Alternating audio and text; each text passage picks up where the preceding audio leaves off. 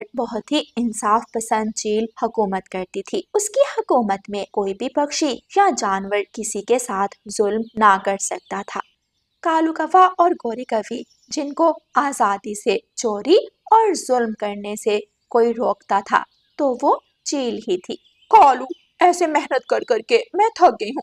अच्छा भला चोरी करके गुजारा हो रहा था, ये रानो चिड़िया उस चील को रानी बना कर ले आई। हाँ, और देखो उसने आते ही हमें चोरी की सजा दी। हाय, इतने कोड़े मारे थे जालिम ने, मेरी तो पसलियां दर्द करती हैं। दूसरी तरफ रानो चिड़िया और उसके साथी पक्षी चील से बहुत ज्यादा खुश थे, क्योंकि जब से वो आई थी पक्षी चैन की नींद सोते थे। मिठू, जब से चील रानी की हुकूमत हुई है तब से काले कौवे सुधर गए हैं। हाँ, बस प्रार्थना करो ऊपर वाला चील की रक्षा करे। हाँ मिठू, ये काले कौवे अब कोई शैतानी ना करें। मैं आज ही चील के पास जाकर उन्हें बताती हूँ। फिर रानो चिड़िया चील के महल की तरफ जाती है। चील रानी, कैसी हैं आप? मैं ठीक हूँ चिड़िया। आओ, कैसे आना हुआ? चील रानी, मैं आपको कुछ बताने आई हूँ। हाँ चिड़िया, बोलो बोलो। रानी जी, ये काले कौवे बहुत दुष्ट हैं। आपसे पहले भी जो चील थी उसको इन कौवों ने जहर देकर मार दिया था। अब भी ये ऐसी कोई ना कोई कोशिश जरूर करेंगे। तुम बेफिक्र रहो रानो चिड़िया, मैं कौवों की बातों में नहीं आती। रानो चिड़िया वहां से चली जाती है। गोरी कौवी रानो चिड़िया को बाहर निकलते देख लेती है। इस रानो के फसाद हैं सब, पता नहीं अब चील को क्या पट्टी पढ़ा कर आई है। गोरी कौवी वहां रुककर उल्लू सपाही के बाहर निकलने का इंतजार करती है। उल्लू सपाही चील के महल में हर वक्त चील के साथ होता था, लेकिन कौवे उल्लू को पैसे देकर अपने मतलब का हर राज जान लेते थे। जैसे ही उल्लू सपाही बाहर आता है, गोरी कौवी स्पीड से उसके पास जाती है। उल्लू, ये रानो चिड़िया बाहर निकली है, ये क्या कहकर आई है चील से? तुमने मुझे इस बात को बताने के पैसे देने थे, अब पैसे तो ही बताऊंगा।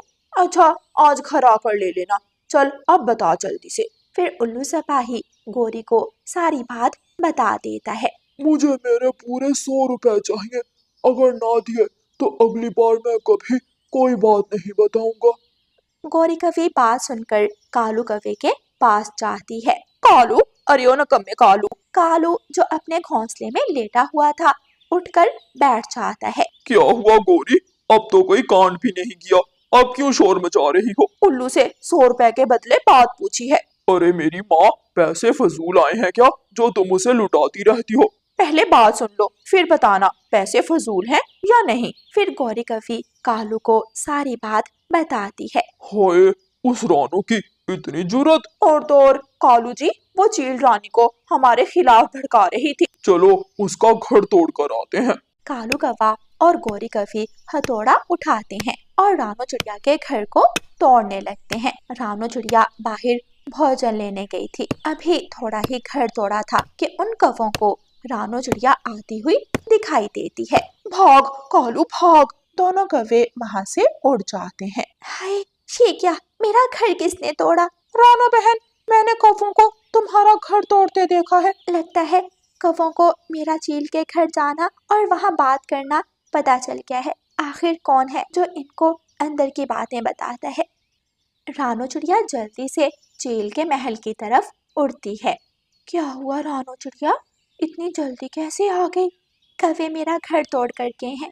चील रानी, आपके महल से कोई पक्षी है जो कौवों का दोस्त है? अच्छा तो ये बात है, चलो मैं पता करवा लूंगी। इतने में वहाँ चील की बहन आ जाती है। छोटी, मेरी छोटी बहन। चील अपनी बहन के गले लग जाती है। कैसी हो बड़ी, सुना है इस जंगल पर तुम्हारी हुकूमत है। हाँ, ये सब मेरे दोस्त हैं, मैं सिर्फ इसलिए इन पक्षियों की मदद कर रही हूँ ताकि जंगल में अमन रहे। ठीक है चील जी, आप अपनी बहन से बातें करें, मैं चलती हूँ। फिर रानो चिड़िया वहां से चली जाती है। चील की अपनी छोटी बहन से लड़ाई हुई थी। अब उसकी छोटी बहन को इल्म हुआ था कि बड़ी की हुकूमत है, तभी वो चली आई। उल्लू सपाही ये बात भी गोरी कौवी को बताता है। कालू, क्यों ना चील की बहन को हाथों में लिया जाए, अरे हुकूमत किसे बुरी लगती है, और वो हमारी दोस्त होगी। इस तरह हम जंगल में अपनी मनमानी करेंगे और फिर वो छोटी चिड़िया कुछ नहीं कर पाएगी। वाह रे गौरी वाह, क्या दिमाग लगाया है। चलो महल के बाहर चलो, चील की बहन का बाहर निकलने का इंतजार करते हैं। काले कौवे रानी चील के महल के बाहर एक पेड़ पर छुपकर बैठे हुए थे कि वहां उल्लू आ जाता है। गौरी, तुमने मेरे पैसे नहीं दिए। दे दूंगी, इतनी भी क्या जल्दी है।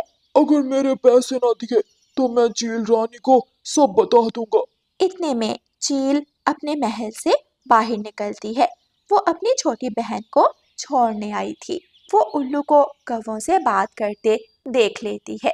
अच्छा, तो ये कौवों का दोस्त उल्लू है। छोटी चील ये सुन लेती है। क्यों बड़ी, क्या हुआ? क्या कौवे तुम्हारे दोस्त नहीं?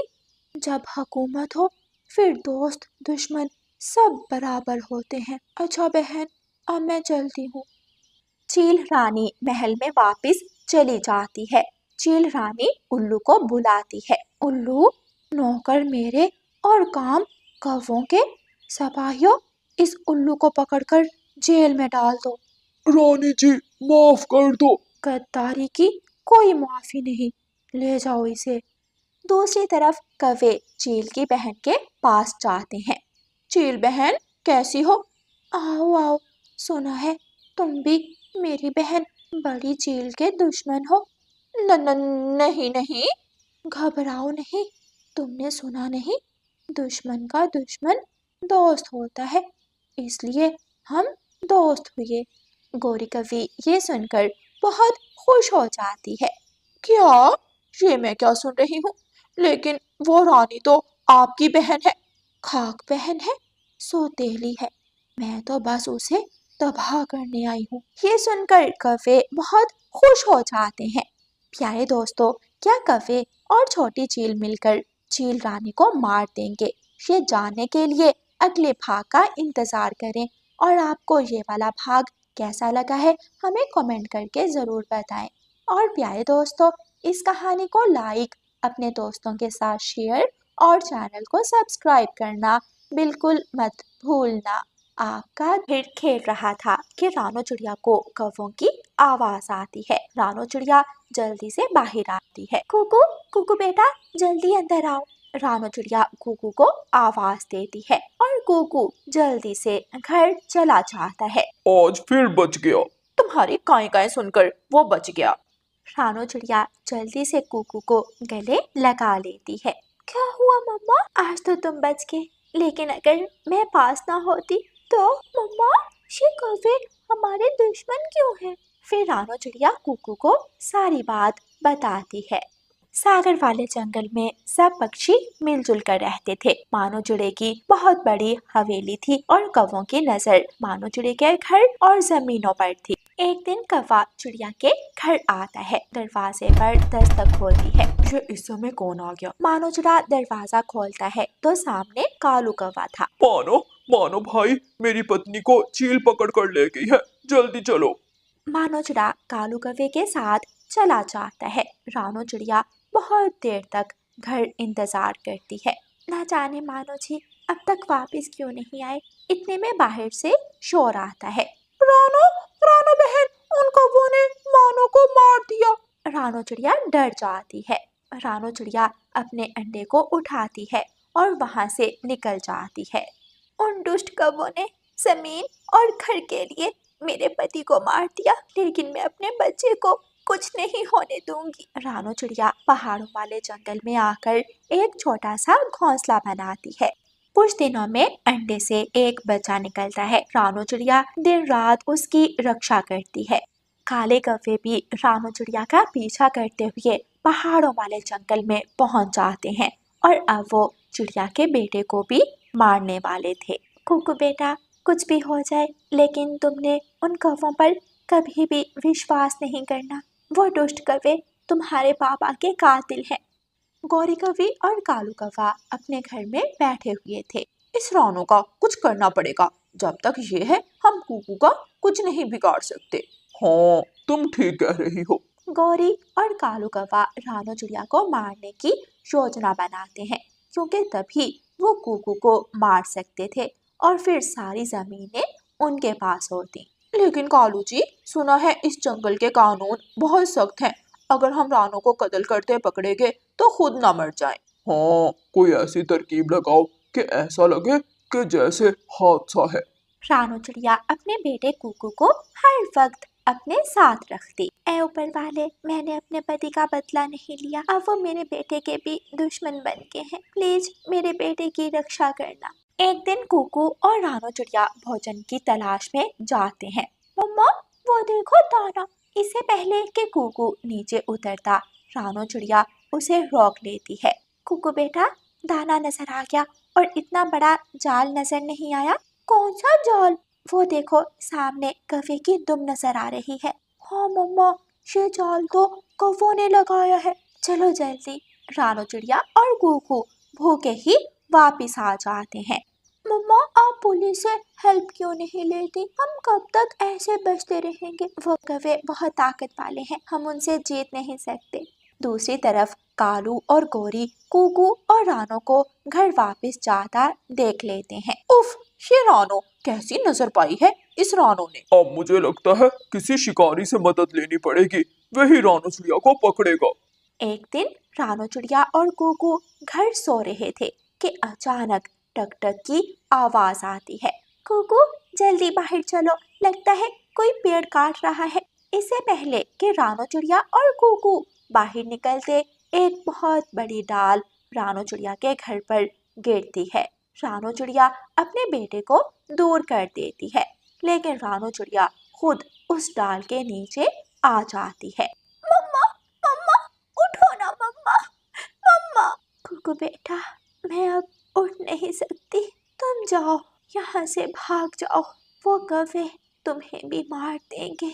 ऐसा कहकर रानू चिड़िया आंखें बंद कर लेती है। कुकू जल्दी से बाहर की तरफ भागता है। इससे पहले कि कुकू कहीं और जाता, एक चील तेजी से आती है और कुकू को पकड़कर ले जाती है।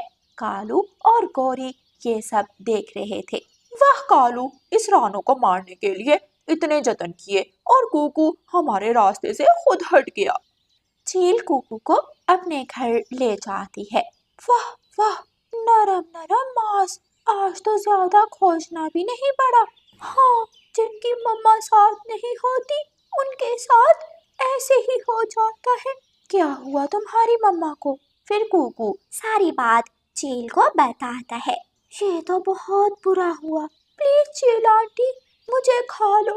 वैसे भी उन कौवों ने मुझे मार ही देना है। उन कौवों की इतनी हिम्मत, तुम फिक्र मत करो, मैं तुम्हें नहीं खाऊंगी। अब मरेंगे तो ये काले कौवे, वो बहुत शातिर है। जितने भी हों, चील से ज्यादा तेज नहीं हो सकते।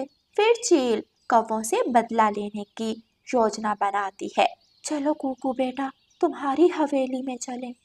कुकू और चील कुकू की हवेली में वापस आते हैं। चील दरवाजे पर दस्तक देती है। जग्गू कौवा दरवाजा खोलता है। आप कौन है? घर के असली मालिक आ गए हैं। जग्गू चील को देखकर डर जाता है। चील उसे अपने तेज पंजों में पकड़ती है और मार देती है। कुकू बेटा, चलो अपने घर चलो। फिर कुकू और चील घर के अंदर जाते हैं। बेटा कुकू, तुम्हारा बदला अब मेरा बदला। बहुत बहुत धन्यवाद चील आंटी। इतने में कौवे वहाँ पुलिस ले आते हैं। निकलो बाहर, ये अब मेरा घर है। चील बाहर आती है। कौवे कह रहे हैं तुमने इनके बेटे को कत्ल किया है और इनके घर पर कब्जा किया है। पहले इनसे इनके कत्ल के बारे में पूछो। क्या मतलब? फिर चील पुलिस को कौवों के काले करतूत बताती है।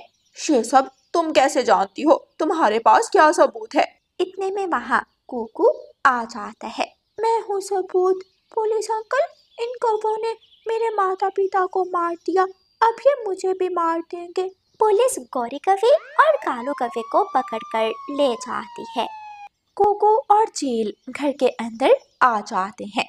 चील आंटी, वो दुष्ट कौवे फिर से आ जाएंगे। अगर ये दुष्ट कौवे जेल से बाहर आ गए तो अब ये मुझसे नहीं बच पाएंगे। आज मेरे मम्मा और पापा का बदला पूरा हुआ। हाँ, क्योंकि जालिम का जुल्म जब हद से बढ़ जाए तो ऊपर वाला किसी न किसी को मदद के लिए भेज ही देता है।